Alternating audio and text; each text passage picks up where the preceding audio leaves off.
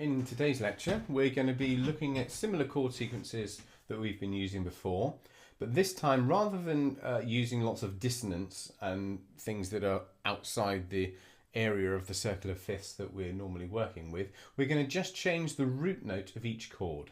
Okay, so by that, I mean that each chord, if you think back to the I think it was the first or second lecture, has the root, the third and the fifth.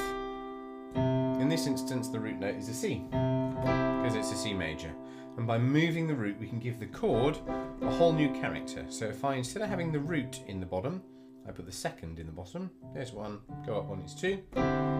Still a boring old C major chord, but that D in the bass, that second in the bass, is giving it a lovely colour and character. Similarly, if I put the third in the bass, it's still the same chord essentially, but it's just got something rather more interesting to listen to about it. And again, if I go up again, put the fourth in the bass, that's a C with an F in the bass, it just makes what would be an ordinary triad a little more interesting. Most of the time we're going to be using either the second, the third or the fourth, occasionally the fifth in the bass. But if we have these three are the ones that are most commonly used. They're the ones that are going to be easiest to use. You don't have to use them, but I'm recommended that you start off like that. You can put all sorts of other things in the bass. You get some very odd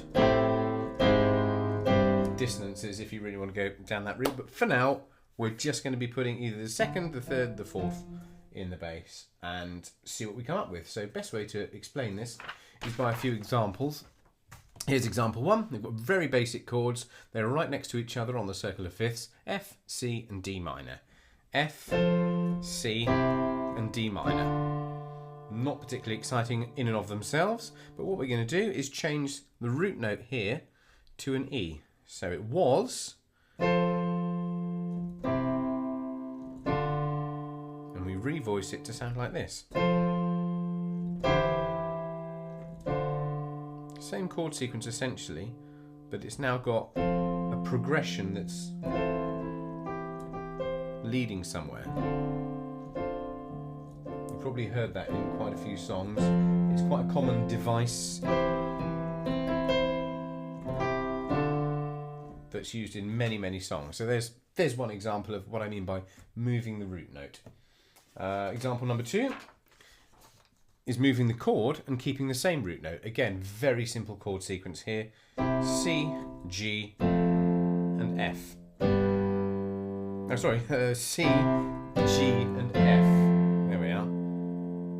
And all I've done here is I've kept the root note the same. It's C in the beginning and it's C all the way through.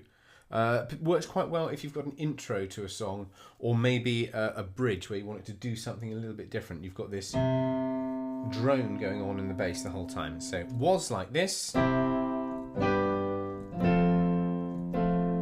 it sounds. And then you could return back to C. I think those are the same chords in Elton John's Circle of Life. It sounds like the intro to it a little bit.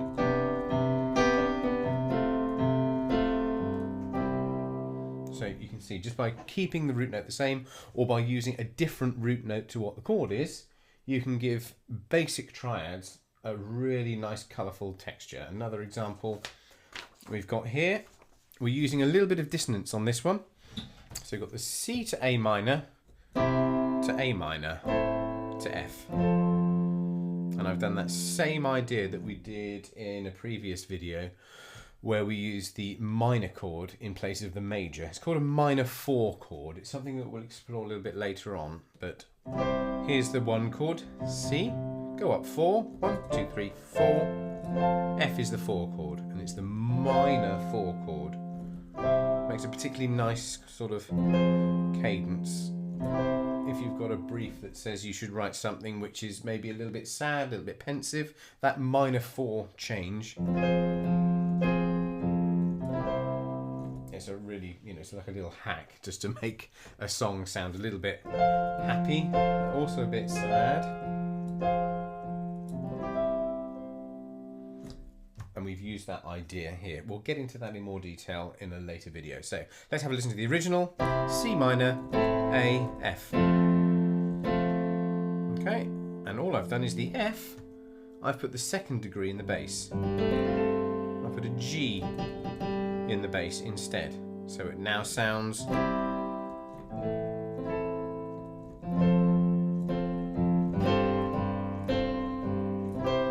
Okay, and then that cadence as well. The fourth chord, but with the fifth in the bass.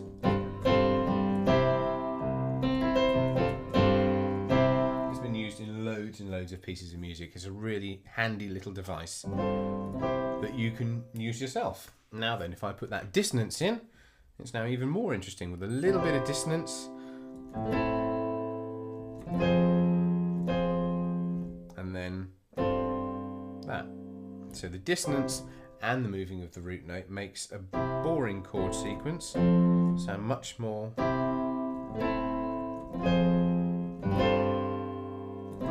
interesting. Again, the very last example we're going to use is not that one. Here it is. Apologies, there we are. We've got a C minor, we're into a minor key now. Then we move to major, it's that minor 4 or minor 5 idea. Then we go minor there. So here's the chord sequence in its totality. C minor, F, F minor, same idea as before, and then E flat.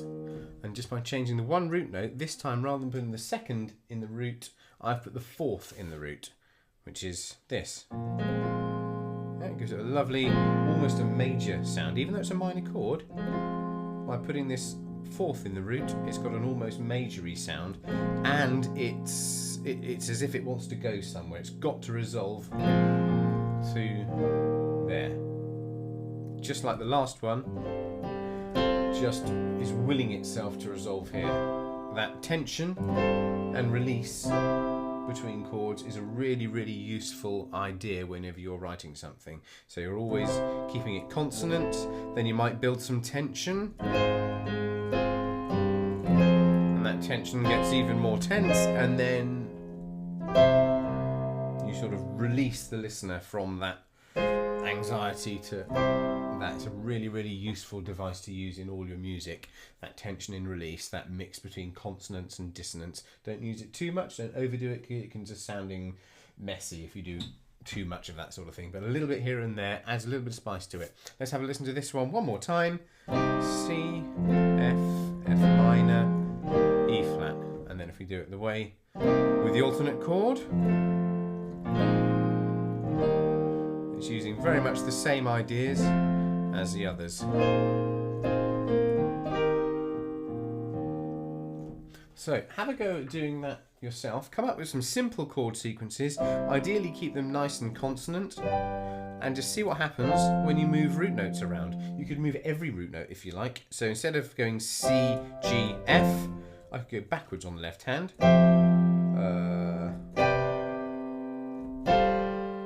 Get all sorts of interesting things. Just change the root note around. If you work in C major on a piano, it's going to be a little bit easier because you're just dealing with the white notes.